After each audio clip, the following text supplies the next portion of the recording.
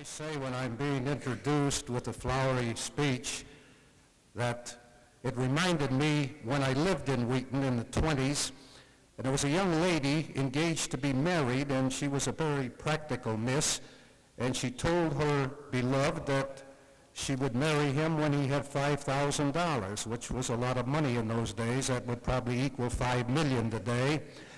And he left to make his fortune. Nobody dated her all that time. He was gone 2 years. I remember when he came back down at the Northwestern Station. I happened to be there, and she ran to him and greeted him, and the first words, "How much money do you have?" He said, $50, and she said, "That's close enough." So that's somewhat the way I feel here today. I appreciate having the opportunity to say hello to all you charming people. I don't want to keep you out of class if I'm doing that too long anyway. Ed told you that I'm really an alumnus of Wheaton College. I flunked rhetoric at one time at Illinois and made it up in summer school. Professor Straw was my teacher at the time, and I'll tell you one thing, you either learn something from Professor Straw or he'd kill you, one of the two. He was a wonderful gentleman and he had a great sense of humor. Remember, he wore his glasses down over the end of his nose, and he never looked, he looked over them all the time. One thing I did accomplish, though, I learned how to pray and how to sing. Not well, but I learned how to do it from Professor Straw. Telling Ed, I think I received an A+, Ed, if I remember right. My aunt of Wheaton, she was in her 60s at the time we moved here, was a great devotee of Reverend Brooks, who was the Reverend here at Wheaton College for many, many years. Every Sunday for 5 straight years, I came to Sunday school, Wheaton College. In fact, for 2 straight years, I received a Bible for never missing a Sunday, and that's 2 more Bibles than Ed Corey ever had, so I'm doing all right. I played my high school football here at Wheaton when Wheaton only had the one high school. We had very good coaching. My first year we had a coach that was not quite up to par, but he was smart. He used to letter the 2 tallest men in high school. Now, they would not be football players, but he would see that they were out for football, and they would receive a letter. They had just one job to do, and after the game, they would grab the coach and carry him off the field. And people used to look up and see him above everybody else and say, "There goes old Roy. He isn't much of a coach, but the kids sure do love him." And we had good athletic teams. The reason I did not enter Wheaton College and went to the University of Illinois was the fact, and the true fact, that I didn't think I could make the football team here at Wheaton College. They had excellent sports. I remember, back in the 18 and 1900s, I used to go up to Lawson Field to see Art Twigg, and Babe Thomas was the catcher. I thought the greatest baseball team that was ever in the history of the United States. 4 straight years we played over in we called it the gym in those days. I guess it's the book store now. We played 4 straight years in the gym and practiced over there every Tuesday and Thursday.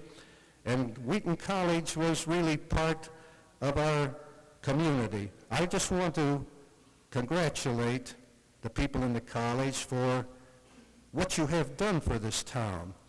I travel, every state in the Union, all 50 states and a few foreign countries. And when I say I'm from Wheaton, it's not Grange is from Wheaton. That's the home of Wheaton College. Everybody around the country seems to know Wheaton College.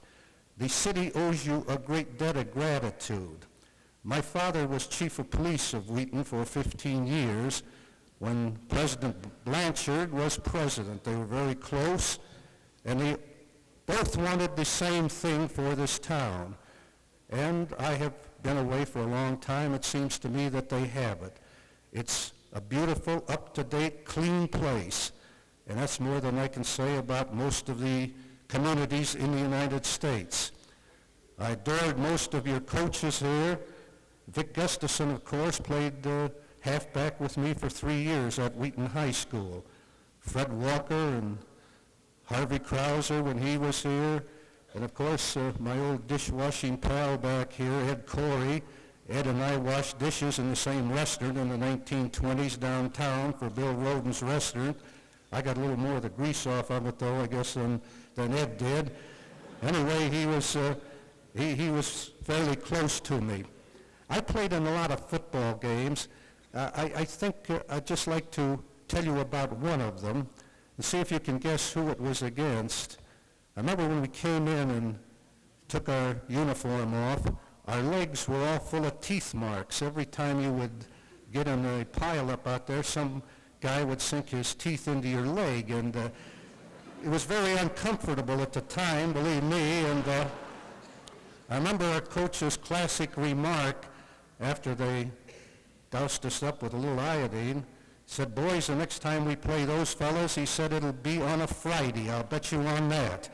And I guess that's the next year they played them on Friday, and they had nothing like that at all. I don't recall the scores of many games that I played. I remember different incidents that happened. I remember working with George Connor doing the Chicago Bear games, and Connor was a great All-American at Notre Dame. He used to tell a story about the Notre Dame Southern Methodist University game every year down in Dallas. And he said the Catholics against the Methodists, and it was really a tough one. And George said the Notre Dame lined up at the first play of the game, and he crossed himself. I don't know how you do it, but he crossed himself.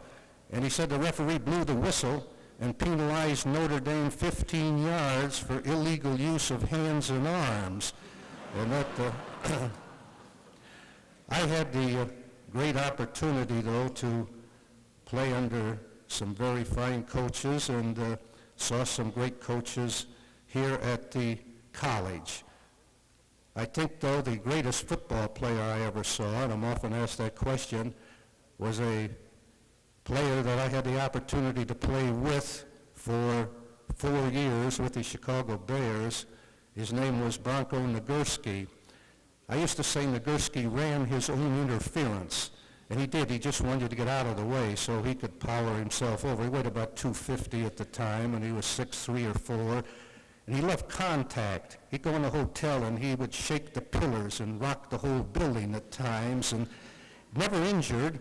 I asked him one day how it happened that he'd played so much football and never had an injury, and he said, well, I had a black eye once, but not in football. And I asked him about it, and he said, well, he was about 8 or 9 years old, and he said, I came home, and my mother said the same thing. He told her I was down at the street at the O'Malley's house, and she said, well, what happened? He said, well, 3 of the O'Malleys jumped on him and gave him a black eye, and she said, well, you must have been doing something. He said, well, we were discussing the Pope down there, and his mother said, well, you knew the O'Malleys were of the Catholic faith, did you not? And Bronx said, yes, I knew that. He said, but I didn't know the Pope was, so that's why I got in my trouble. I remember Nagurski one day, we're up on the 3rd floor, and he's leaning out the window to watch a couple of young ladies walking down the street, and he leaned out a little too far, and he fell out the window and fell 2 stories and hit the ground.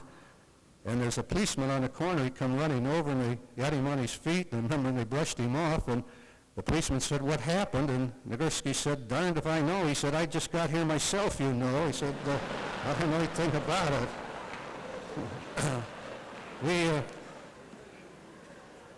We've run into all kinds of football players. I think a football team is like any other club or organization. You always have the clubhouse lawyers and the troublemakers, but 95% of them are really great people.